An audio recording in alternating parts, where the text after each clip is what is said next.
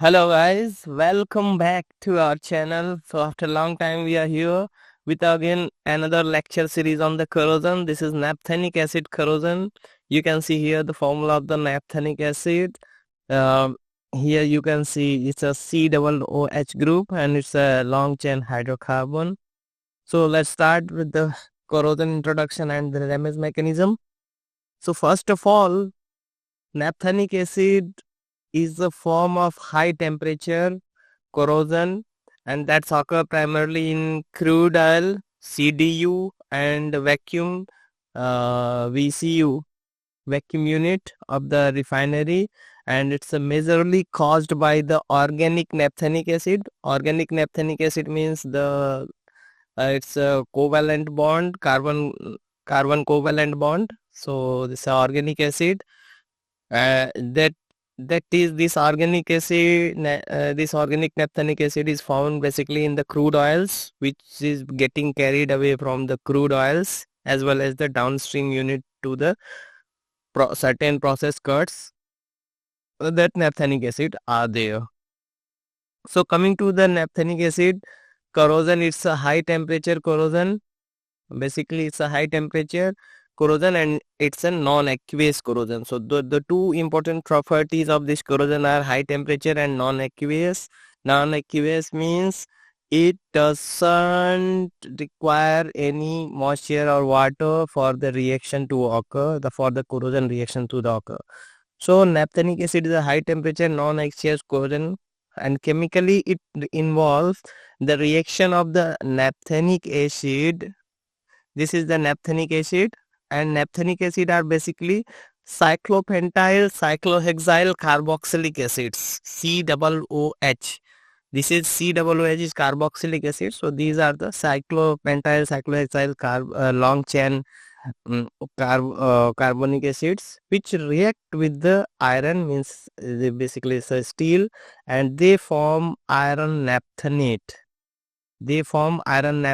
Basically the surface of the metal, carbon steel or law steel, is iron naphthenate get forms, but this iron naphthenates dissolve in oil. This protective layer is not stable and they dissolve and leads to further corrosion of this uh, iron.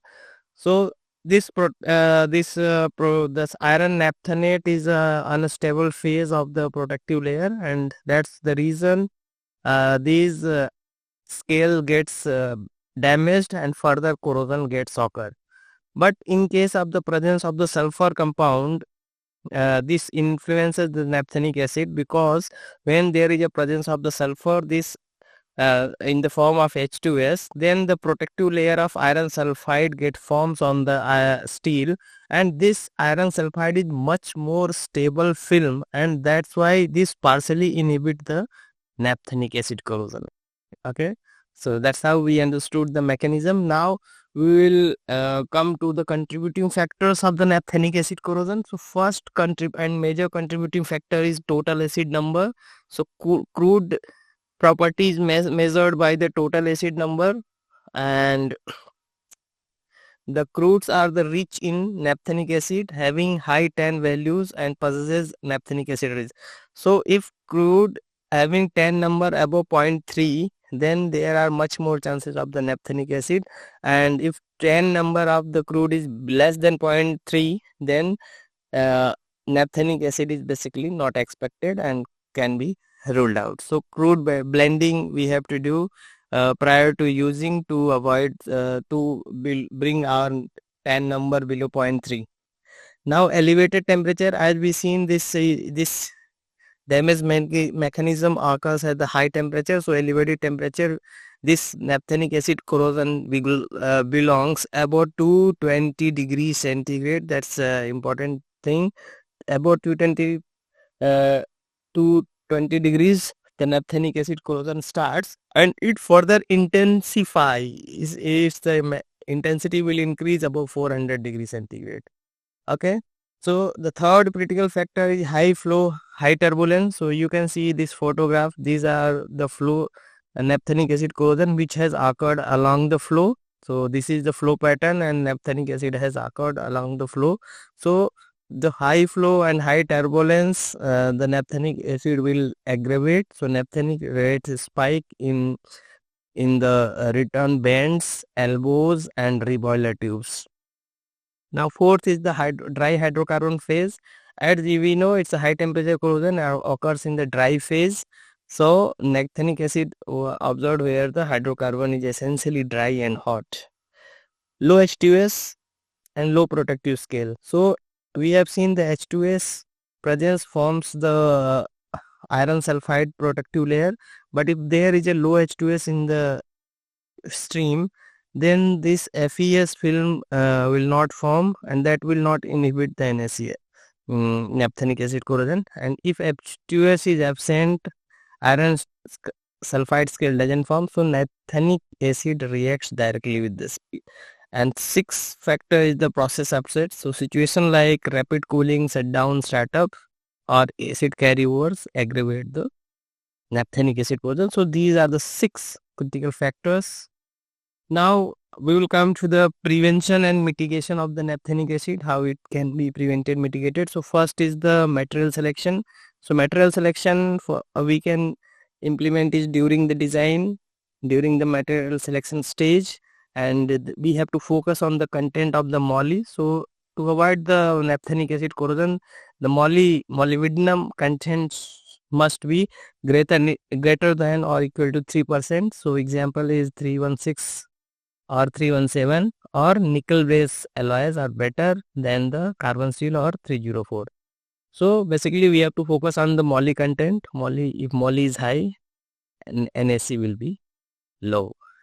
Now the corrosion inhibitor, we can use the corrosion inhibitors to avoid this high temperature corrosion. So high temperature phosphate esters or phosphonate phenate chemistries shows the good naphthenic acid inhibitor in practice. So this is being used in the refineries. We are dosing this corrosion inhibitors.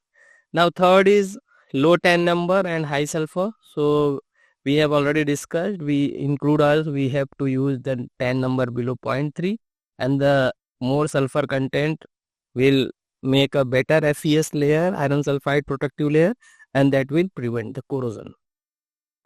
Now this is the materials where we can see the naphthenic corrosion resistance is getting increased from top to bottom. So here is a carbon steel and P11, P22. These are much more susceptible. Then here moly get increased, and P5 material having slightly better resistance. Then P9, SS304, 321, 347. So these are much better than above. Now comes to 316, which having moly of 2 to 3%. Now 317 moly of 3 to 4%. So this resistance is getting increased. Now 6 moly alloy, then Inconel 625 and Inconel 276. So that's how our material selection should be there. So that's the way to prevent the naphthenic acid corrosion. Now we'll go through an important case study where this Canadian refinery has upgraded their metallurgy to avoid the naphthenic acid corrosion. So in the refinery, they were facing the chronic naphthenic acid in the vacuum tower, and they have implemented a upgraded liner. So they have increased the metallurgy of the liner with more than 3% moly. They have applied the single layer stainless steel overlay of the on the tower internals. So in 2013, when they were facing this naphthenic acid corrosion, they has provided the weld overlay. And further, they has checked on 2023, after 10 years, when they inspected, no corrosion and no pitting were found on the overlay, and the weld ripples were visible, proving that the repair longevity. So this case shows that the properly applied high moly alloys overlays can effectively or permanently eliminate the naphthenic acid in vessels or columns. So the lesson is, investing in the right metallurgy or nickel alloys pay off by preventing the repeated corrosion repairs. So that's how this naphthenic acid they have properly prevented. So hope you have enjoyed this naphthenic acid lecture series. So thank you very much.